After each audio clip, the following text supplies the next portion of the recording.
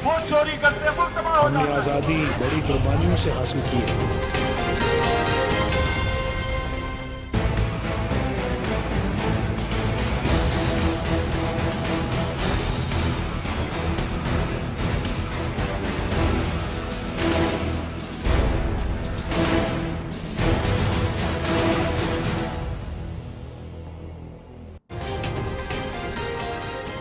बिस्मिल्लाहिर्रहमानिर्रहीम। आज के प्रोग्राम के साथ मैं हूं नसरुल्लाह मलिक। नाज़रीन, अमरीकी सदर का पहला गैर मुल्की दौरा और वो भी सऊदी अरब का, क्योंकि उमूमन होता ऐसा आया है कि जो पहला दौरा होता है अमरीकी सदर का वो शायद इसराइल का ही हुआ करता है। लेकिन इस बार अमरीकी सदर सऊदी अरब पहुंचे और सऊदी अरब पहुंचने के बाद जो उन्होंने बातें की वो कई सवालात को जन्म दे रही हैं। उन्होंने कहा कि 95% ममालिक इस्लामी ममालिक दहशतगर्दी का शिकार हैं, लेकिन इन ममालिक का तज़किरा करते हुए उन्हें पाकिस्तान याद ना आया। पाकिस्तान इतनी कुर्बानी दे चुका कि अपने भी आज गिला शिकवा करते हुए नजर आते हैं, और वो जो कभी पाकिस्तान का दम भरते थे इस बात पर पाकिस्तान के मुखालिफ हो गए कि पाकिस्तान अमरीकी इत्तेहादी बना और इसी इत्तेहाद की वजह से किसी और की जंग पाकिस्तान ने लड़ना शुरू कर दी। लेकिन आज अमरीकी सदर को पाकिस्तान भूल गया। फिर यह भी सवाल उठता है कि क्या सऊदी अरब आने का मकसद ईरान के हवाले से जिस किस्म की बातें की गई दो मुल्कों के माबैन मजीद हालात को कशीदा करने का बायस तो नहीं बन जाएगा, क्योंकि सऊदी फरमानरवा ने जो बात की ईरान के हवाले से ऐसी ही कुछ बातें अमरीकी सदर ने भी की। इसके साथ साथ ये भी सवालात उठना शुरू हुए कि क्या ये दौरा अमरीकी असलहा को बेचने के लिए ही हो सकता है, और फिर पाकिस्तान की खुसूसी शिरकत। आज के प्रोग्राम में ये सवालात होंगे और इन्हीं के जवाबात हम तलाश करने की कोशिश करेंगे। मेरे साथ आज बड़ा भरपूर पैनल मौजूद होगा। अमेरिका से हमारे साथ मौजूद है सीनियर सहाफ़ी, तज्ज़ियाकार और वॉइस ऑफ अमेरिका के साथ वाबस्ता है फैज़ रहमान साहब।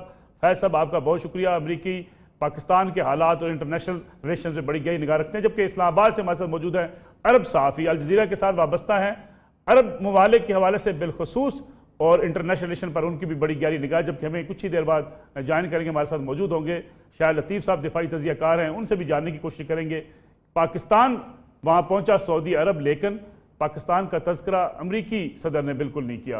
प्रोग्राम का आगाज़ करते हैं फैज़ रहमान साहब आपसे। बड़ा अहम दौरा करार दिया जा रहा है अमरीकी सदर का सऊदी अरब का, पहला दौरा सऊदी अरब का इंतखाब। आपको इस किस निगाह से देखते हैं आप कि सऊदी अरब उनका जाना और पहले अपने गैर मुल्की दौरे का आगाज़ एक बड़े अहम इस्लामी मुल्क से करना? मलिक साहब, बहुत बहुत शुक्रिया। पहली बात तो ये कि आपके प्रोग्राम में शिरकत का मौका मिल रहा है। देखिए, इस बात के दो अहम पहलू हैं। पहली बात तो ये कि जब उम्मीदवार थे ट्रम्प साहब, तो उन्होंने इस्लाम और मुसलमानों के बारे में जो एक रेटरिक, जो एक इंतखाबी नारे होते हैं, उसके तहत कुछ ऐसी बातें की थी जो मुस्लिम ममालिक में और मुस्लिम दुनिया में कुछ अच्छी तरह से रिसीव नहीं की गई थी, उसको अच्छा नहीं समझा गया था। तो एक अजीब सी एक मनफी फ़ज़ा पैदा हुई थी मुस्लिम दुनिया और अमेरिका के दरमियान। हालांकि यहाँ जो मुसलमान आबाद हैं, खुद मेरे ख्याल है जो इस्लामी दुनिया है वो अपने आप को कोई ब्लॉक में नहीं समझती। इस्लाम उतना ही अमरीकी है जितना बरतानवी, जितना पाकिस्तानी है, जितना सऊदी। मुसलमान या इस्लाम कोई एक नस्ल या एक रंग या एक मुल्क से ताल्लुक़ नहीं है, एक आफाकी मज़हब है, और उसके मानने चाहने और उसके पैरोकार हर जगह मौजूद हैं, हर खित्ते में मौजूद हैं। और आज के वेस्ट में तो उनकी तादाद बहुत ज़्यादा बढ़ चुकी है, क्योंकि खुद अपने यहाँ पैदा भी हो रहे हैं, या अपने लोकल कन्वर्जन के ज़रिए भी यहाँ के जो मुकामी लोग सदियों से आबाद हैं वो भी मुसलमान हैं।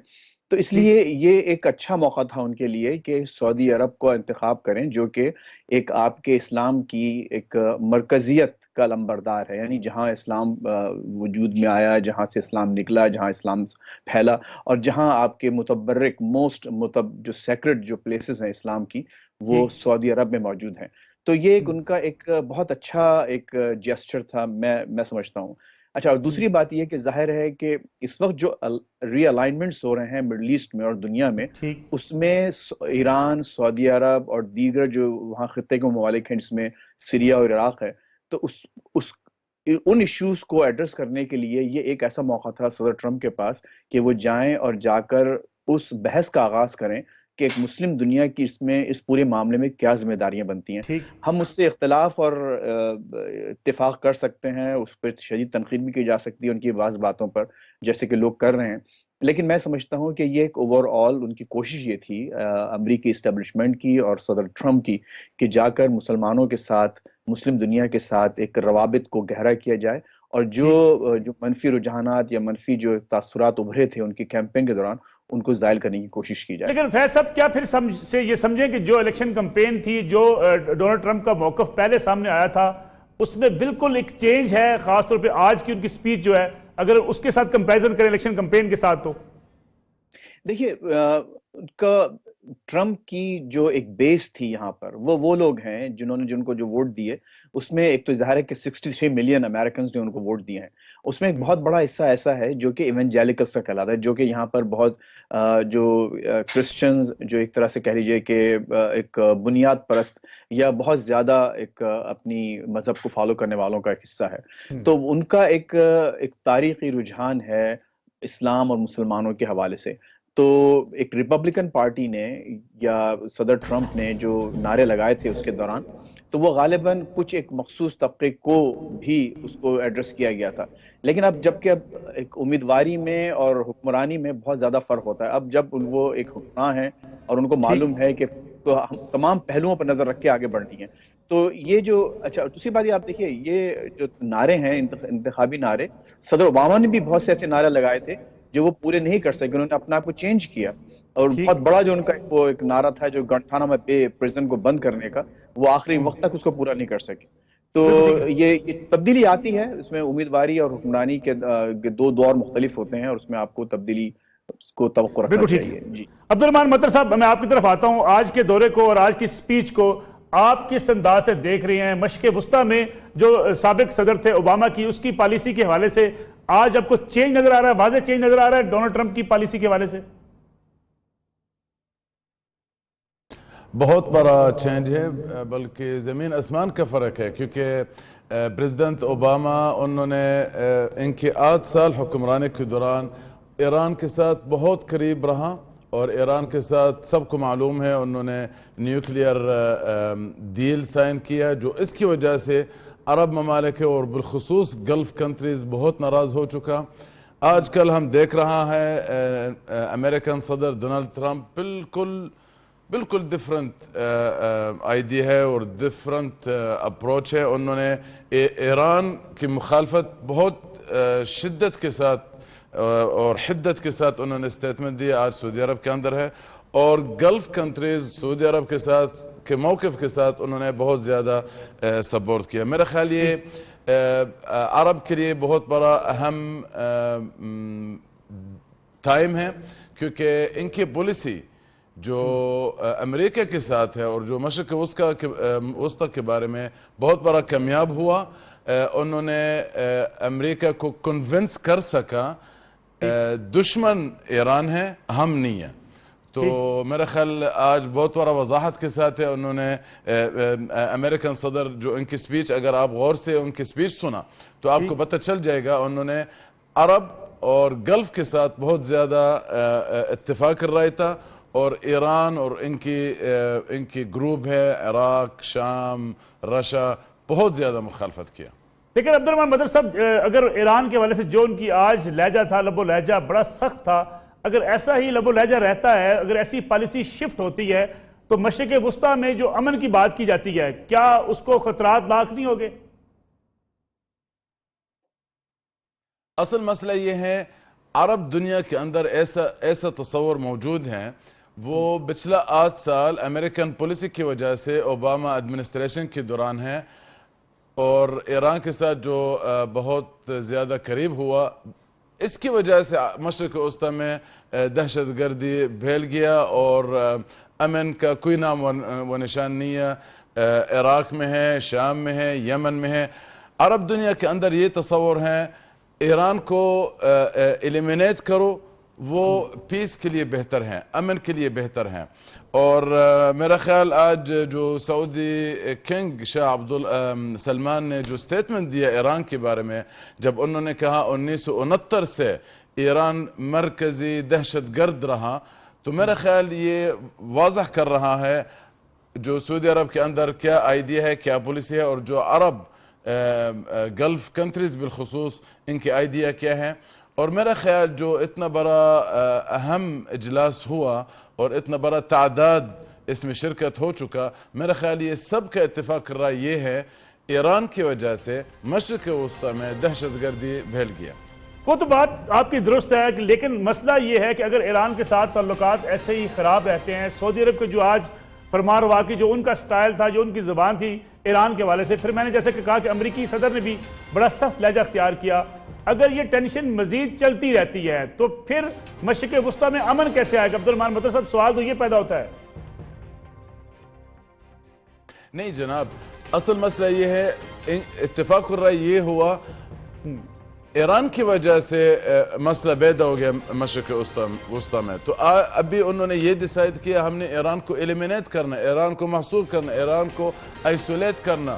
جو اس کے بارے میں بات ہو رہا ہے اسلامک الائنس ہے، اور ان کے ناتو کا مشابہت نام دے رہا ہے Islamic alliance to fight terrorism, دہشت گردی کے خلاف جو الائنس بنا رہا ہے سعودی عرب ہے، ان کا مین مقصد یہ ہے دہشت گردی کو بند کرو، اور تصور یہ ہے ایران کی وجہ سے دہشت گردی زیادہ ہو گیا۔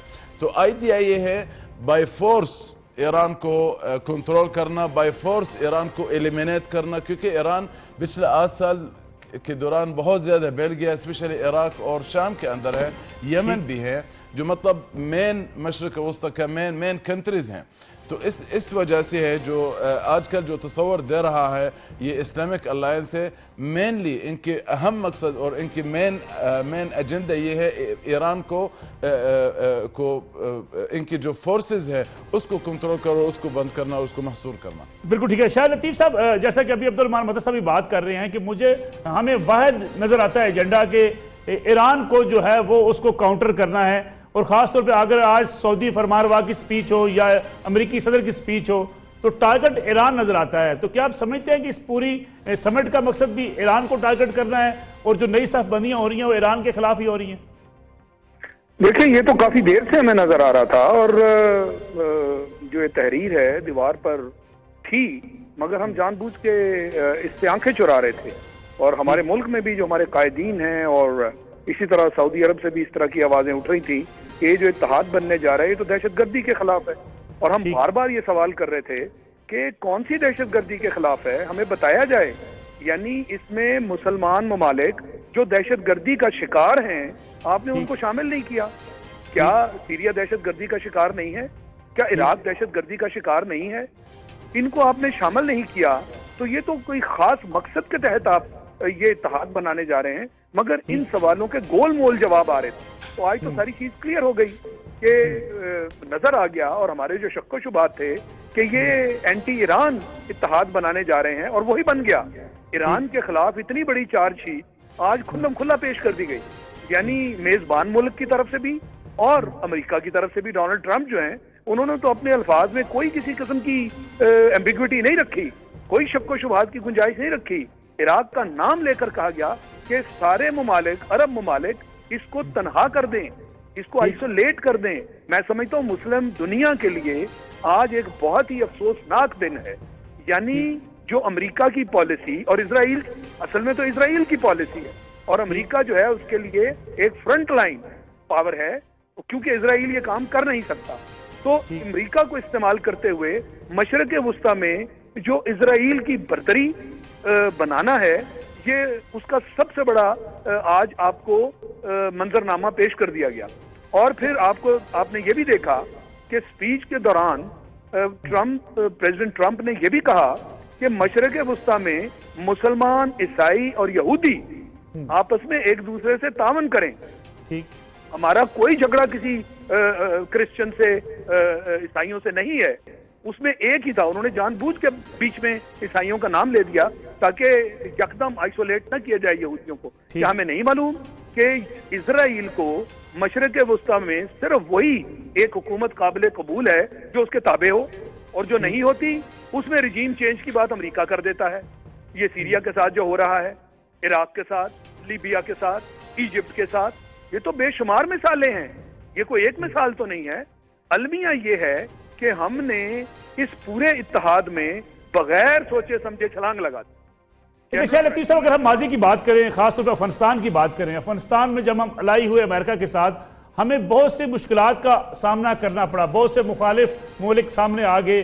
روس کی مثال اگر آپ سامنے رکھیں تو آج اگر ہم سعودی عرب کے اندر جا کے امریکہ کے پھر اتحادی بنتے ہیں اس مشرق وسطیٰ کی صورتحال کے حوالے سے، تو کیا ہمیں مشکلات درپیش آ سکتی ہیں؟ وہ تو آئیں گی. میں سمجھتا ہوں کہ اس میں تو کوئی حساب کتاب کرنے کی ضرورت نہیں ہے. یہ پاکستان پہلے پراکسی وارز کا ایک گراؤنڈ بنا رہا، یعنی دہشت گردی جو تھی وہ تو افغانستان کا خاصہ تھی، پھر کتنے ماہرانہ طریقے سے پاکستان کو اس کا سینٹر بنا دیا گیا.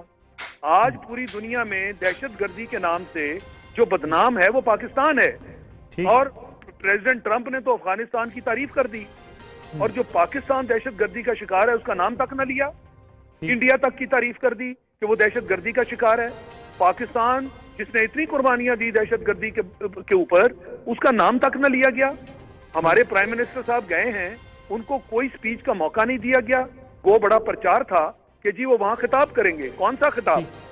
حالانکہ دوسرے چند ممالک کے جو مندوبین آئے ہوئے تھے، جن کا سٹیٹس پرائم منسٹر سے کہیں نیچے ہے، ان کو تقریر کا موقع دیا گیا. یہ ساری چیزوں کو اگر آپ دیکھیں تو یہ کیا ظاہر کرتی ہیں کہ ایک ایجنڈا ہے جس کے تحت مسلمان دنیا کو تفریق اور تقسیم کے دائرے میں لایا جا رہا ہے، اور یہ ایک گرینڈ پلان ہے جس کے شاخسانے آج آپ نے دیکھ لیے. اور ہم نے جو اس میں میں کہہ رہا ہوں کہ چھلانگ لگا دی، یہ ہمارے لیے نہایت خطرناک ہے. ہمارا ایران ہمسایہ ملک ہے، ہم اس کے ساتھ اس طرح کی کنفرنٹیشن تصادم جو ہے اس کے مرتکب نہیں ہو سکتے. ہمیں اپنے مفاد کو دیکھنا تھا. ہماری پارلیمنٹ نے یمن فوج نہ بھیجنے کا ایک اچھا فیصلہ کیا تھا، اور اس کے ہمیں نتائج بھی مل رہے ہیں. مگر اس کے ساتھ کچھ ہی عرصے میں آپ نے ہمارے جو جنرل ہیں ان کو ایک سربراہ کے طور پر بھیجنے کا بالکل اس کے الٹ فیصلہ کر لیا. یعنی پارلیمنٹ میں ہم نے کہا تھا کہ ہم اس لیے فوج نہیں بھیج رہے کہ ہم کسی فریق کا حصہ نہیں بننا چاہتے. فریقین تو نظر آ گئے نا جس کا ہم عرصے سے بات کر رہے تھے. ایک طرف ایران کا بلاک ہے اور اس کے ساتھ بڑی بڑی قوتیں بھی ہیں جس میں روس اور چین بھی شامل ہے، مشرق وسطیٰ کے بھی لوگ ہیں. تو یہ ایک بلاک بن گیا، اور دوسری طرف سعودی عرب کا بلاک ہے جو آج کھلم کھلا دکھایا گیا، اور وہ پروٹیکشن چاہ رہے ہیں امریکہ کی. اب امریکہ کی پروٹیکشن جہاں تک تاریخ کا تعلق ہے، آپ دیکھیے کہ کبھی کیا ہمارے فائدے میں ثابت ہوئی. جب بھی ہم نے امریکہ کا ساتھ دیتے ہوئے پہلے ہم نے افغانستان میں ایک اپنے لیے مشکل پیدا کر لی، آج ہم ایک نئی مشکل پیدا کرنے جا رہے ہیں. امریکہ محض اپنے مفادات کے لیے کام کرتا ہے، اور وہ کہتا ہے کہ دوستی اور دشمنی مستقل نہیں ہوا کرتی، مفادات مستقل ہوتے ہیں. کیا پاکستان میں ہم اس چیز کو سوچتے ہیں؟ ایک طرف ہم نے کہا کہ فوج نہیں بھیجیں گے یمن، دوسری طرف اس اتحاد کی سربراہی قبول کر کے آپ نے تو اپنی ڈائریکٹ دشمنی کا اظہار کر دیا ایران. بالکل ٹھیک ہے. شاہ لطیف صاحب مجھے ایک بریک لینی ہے. یہاں بریک سے واپس آتے ہیں تو اس پہ بھی بات کریں گے کہ آخر پاکستان کی قربانیوں کا تذکرہ امریکی صدر کیوں بھول گئے. اس پہ بھی بات کریں گے آفٹر شارٹ بریک.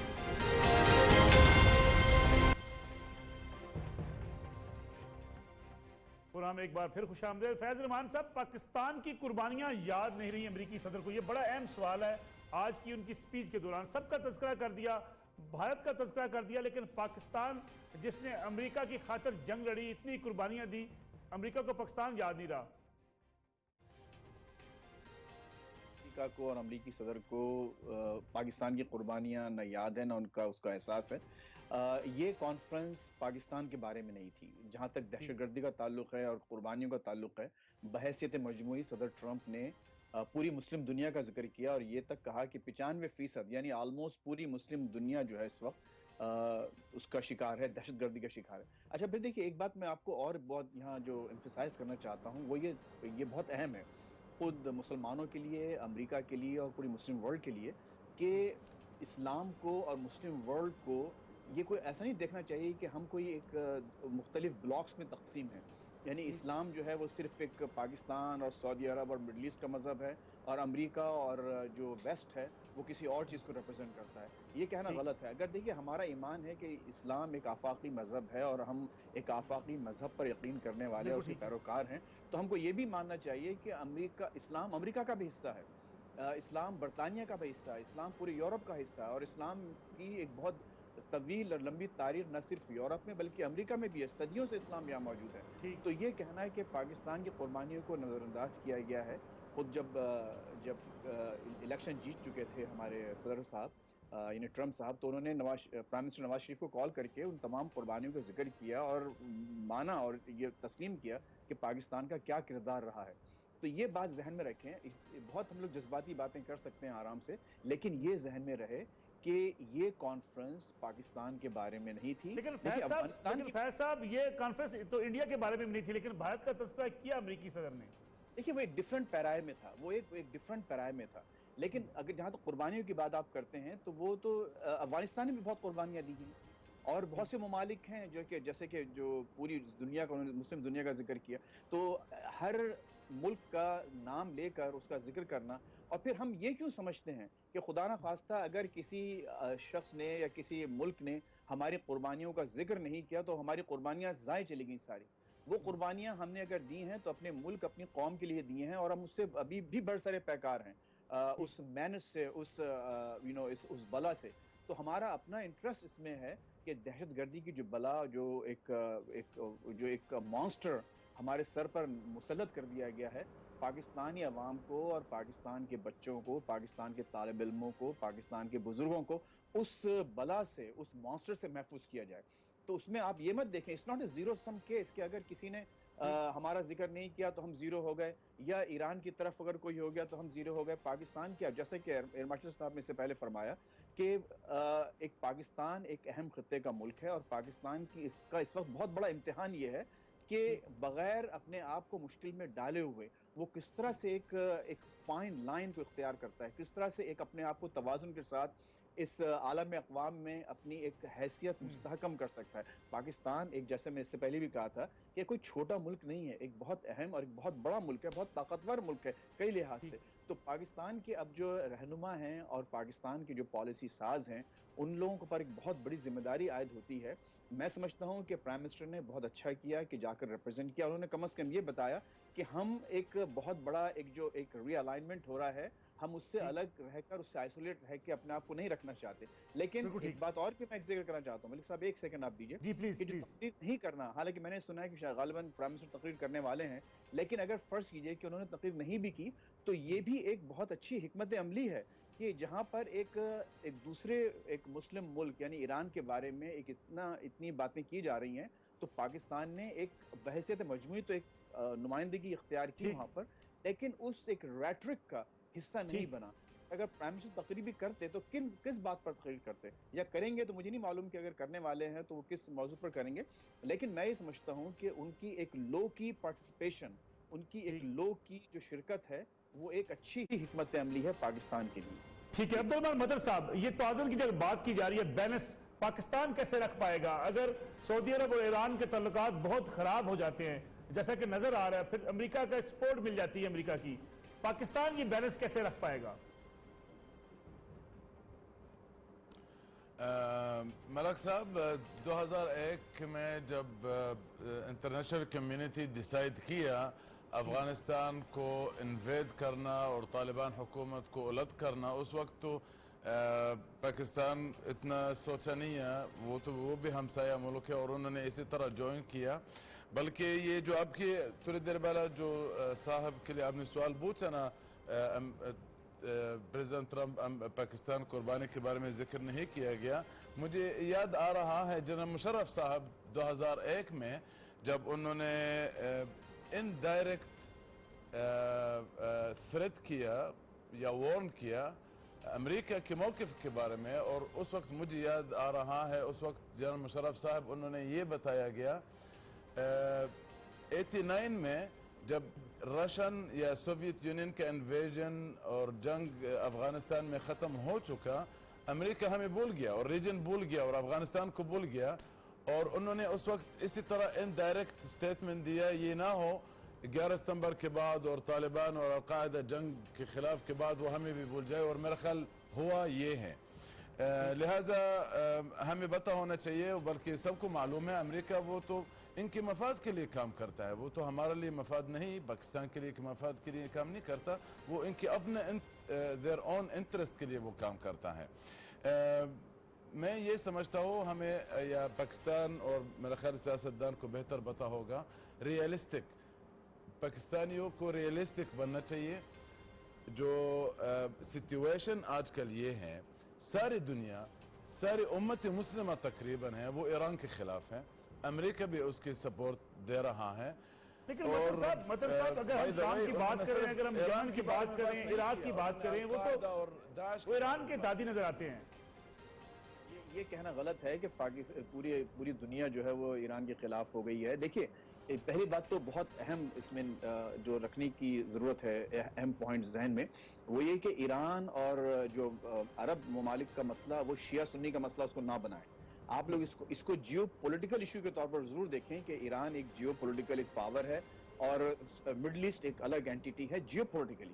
اگر اس کو آپ نے شیعہ سنی کا مسئلہ بنایا اور یہ کہا کہ چونکہ وہ ایک سعودی عرب شیعہ سنی کو ریپرزینٹ کرتا ہے، حالانکہ وہاں پر ہی ایک بہت بڑی آبادی شیعوں کی موجود ہے، تو اس کو خدا نہ خواستہ اگر شیعہ نہیں بنایا. لیکن اگر آپ اس کو یہ کہیں گے کہ ایران، دیکھیے اس وقت ایسا لگ رہا ہے کہ پوری عرب دنیا یہ چاہتی ہے کہ ایران پر جو ہے چڑھائی کر دے اور پاکستان بغیر سوچے سمجھے اپنا پورا وزن اس مہم میں لگا دے کہ جا کے آپ ایک ملک پر چڑھائی کر دیں. میں یہ سمجھتا ہوں، اور میں خود یہ واشنگٹن میں بیٹھ کے بات کر رہا ہوں، اور ہرگز یہاں پر واشنگٹن میں بھی ہرگز یہ کوئی ڈیزائر یا کوئی خواہش نہیں ہے یہاں لوگوں کی، پالیسی سازوں کی، کہ سب لوگ جو ہیں اس کے پیچھے درد پڑے ہیں. خود پاکستان جو ہے اپنا سب کچھ چھوڑ چھاڑ کے ایران کے پیچھے پڑ جائے، کیونکہ وہ خود خطے کے لیے اور امریکی مفادات کے لیے اور دنیا کے امن کے لحاظ سے ایک بہت بڑا سانحہ ہوگا. اور شاہ لطیف صاحب، میں آپ کی طرف آتا ہوں. یہ جو بات کی جاتی ہے کہ امریکہ اپنا اسلحہ بیچنا چاہتا ہے جہاں بھی جاتا ہے، آج بھی ہم نے دیکھا کہ 110 ارب ڈالر کا اسلحہ دیا جائے گا سعودی عرب کو. اگر ہم امن کی بات کرتے ہیں، اگر پیس کی بات کرتے ہیں پوری دنیا میں، امریکہ اگر پیس کا پیامبر بن کر پوری دنیا میں جائے تو اسلحہ بیچنا اور اتنی جو ہے ہیوی مقدار میں اسلحہ بیچنا، اس سے کیا لگتا نہیں ہے کہ امریکہ صرف اپنے اسلحہ بیچنے کے لیے ممالک کی لڑائی چاہتا ہے؟ دیکھیں بات یہ ہے کہ امریکہ افغانستان میں تقریباً 10 سال رہا، پوری طاقت کا استعمال کیا گیا. کیا افغانستان سے دہشت گردی ختم ہو گئی؟ کیا دنیا سے دہشت گردی ختم ہوئی؟ وہ تو بڑھ گئی. 2001 کے مقابلے میں آج 2017 ہے. آپ ذرا سارے سٹیٹسٹکس نکال لیجئے کہ اب تو پوری دنیا دہشت گردی کی لپیٹ میں آ گئی. کیا ہمیں یہ نہیں سوچنا چاہیے کہ امریکہ کی جو پالیسیز ہیں وہ کیا کارآمد ثابت ہوئی؟ ہرگز نہیں. امریکہ جو ہے اس کا سارا زور اسلحے پر ہے، طاقت پر ہے. اصل میں یہ نظریات کی بات ہے اور ہم اس کو نہیں دیکھ رہے. پاکستان کے اندر بھی ہم نے وہی طریقہ کار اپنا رکھا ہے کہ بس دہشت گردوں کو مارو، دہشت گردی ختم ہو جائے گی. ایسے نہیں ہے. یہ ہم بار بار کیوں بیانیے کی بات کرتے ہیں کہ کاؤنٹر نیریٹو تیار کرو، اس پہ محنت کرو. یہ جو نرسریز ہیں جہاں سے دہشت گرد پیدا کیے جاتے ہیں، آپ جتنا بھی ان کو ماریں گے یہ نرسریز وہاں سے اور تعداد میں دہشت گرد پیدا کریں گی. اب یہ سارا جو ہے معاملہ، یہ جراثیم پوری دنیا میں پھیل گئے. تو کیا ہم نے سوچا آج بھی جو اسلحہ دے رہا ہے، اور یہ 110 بلین جو ہے وہ تو سعودی عرب کے ساتھ ہوا، آپ یو اے ای کو بھی ملا لیں تو پھر یہ تقریباً 200 بلین سے بھی اوپر چلا گیا. تو جہاں تک پریزیڈنٹ ٹرمپ کی وزٹ کا تعلق ہے اور جس طرح وہ اپنے گھر پہ بہت بری طرح تنقید کا نشانہ بنے ہوئے ہیں، ان کی پہلی ہی ٹرپ میں 200 ارب کے معاہدے لے جانا، ان کو وہاں اس سے تقویت حاصل ہوگی، وہاں ان کو اس سے طاقت ملے گی، تو وہ تو بڑی کامیابی سے واپس جائیں گے.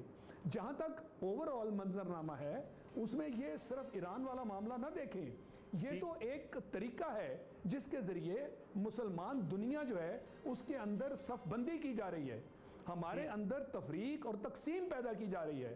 مشرق وسطیٰ اس وقت ان چیزوں کا شکار ہے. یہ چیز اور تفریق کیوں ہے؟ جو کمیونزم ہے اس کے بعد اسلام کو ڈیفائن کیا گیا ایز ٹارگٹ، اور پھر وہ نیو ورلڈ آرڈر کی بات کی گئی. اس کے تحت مسلمان دنیا جو ہے اس کو چھوٹے چھوٹے حصوں میں تقسیم کرنا ہے، ان کی جو طاقت ہے اس کو کم کرنا ہے. تو آپ دیکھیے کہ ہمیں عراق نظر آیا، ہمیں لیبیا نظر آیا، ہمیں مصر نظر آیا، اب ہمیں شام نظر آ رہا ہے، اب ایران کی بات چیت ہونی شروع ہو گئی ہے. تو یہ مسلمان دنیا کے اندر، اور یہ آپ مانیں یا نہ مانیں، آپ منہ سے اس کا اقرار کریں یا نہ کریں، پوری مغربی دنیا کو اور امریکہ کو معلوم ہے کہ اگر مسلمانوں کو آپس میں لڑانا ہے تو ہماری جو فالٹ لائن ہے وہ فرقہ واریت ہے. یہ ایک نظر آتی ہوئی چیز ہے، اس پر ماضی میں بھی عمل ہو چکا. اسی کے ذریعے ایران اور عراق دیکھیں 10 سال لڑتے رہے. کیا ہم پھر سے اسی جال میں پھنسنے جا رہے ہیں؟ اور پاکستان جو پراکسی وار ہے، پہلے اتنے سال سے افغانستان کی وجہ سے اس کا میدان بنا رہا، آج پھر سے پراکسی وار کا میدان بننے جا رہا ہے. इराक और बाकी मशरक़ वस्ता की जंग में, तो मैं समझता हूँ कि ये बहुत ही हमारे लिए अलमनाक मामला होगा अगर फिर से हम इस चीज़ में छलांग लगा दें।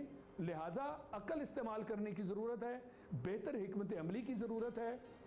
हमने ये जो अलायंस को अपनी सरबराही इनायत कर दी, इससे हम बिल्कुल एक फरीक के तौर पर उभर कर सामने आ गए और ये जो सफबंदी है हम उसका हिस्सा बन गए। ये चीज़ हमारी पार्लियामेंट में इसकी इजाज़त नहीं मिली थी। जी बिल्कुल ठीक है। शायद लतीफ़ साहब ये भी बताइएगा कि जो वज़ीर आज़म पाकिस्तान को बुलाया गया, एक कुछ खबरें ये भी आ रही हैं कि अमेरिका और पाकिस्तान के माबैन जो कशीदगी थी, सऊदी अरब उसमें किरदार अदा कर रहा है दोनों ममालिक को करीब लाने में। देखें, अगर इसके मकासद ये हैं तो इसमें कोई हर्ज नहीं है, हम बिल्कुल कशीदगी नहीं चाहते, मगर इसकी कीमत देखना पड़ेगी। क्या इस कशीदगी को ख़त्म करने के लिए हमारे ऊपर शर्त लगाई गई कि इस इत्तेहाद का हिस्सा बनो, और ये भी शर्त लगाई गई कि इसकी सरबराही करो? ये तो हमें कीमत कबूल नहीं है। हमें तो हर चीज़ का हिस्सा बनने के लिए अपने मफादात को देखना है। हम सरबराही करने जा रहे हैं और हालात इस वक्त बहुत बिगड़ते हुए मुझे नज़र आ रहे हैं। ख़ासकर आज जो कुछ हुआ उसमें तो तेहरान को, ईरान को बिल्कुल आइसोलेट कर दिया गया और उसके साथ एक पूरा ब्लॉक है। एक ब्लॉक जो है अमेरिका उसको लीड कर रहा है, दूसरे ब्लॉक को रशिया लीड करेगा, और दरमियान में ताकत का तसादुम जो होगा वो तो मुसलमान ममालिक हैं, उन्हीं को सामने किया गया ना। क्या हम इसका मुर्तकिब हो सकते हैं? मैं समझता हूँ नहीं हो सकते।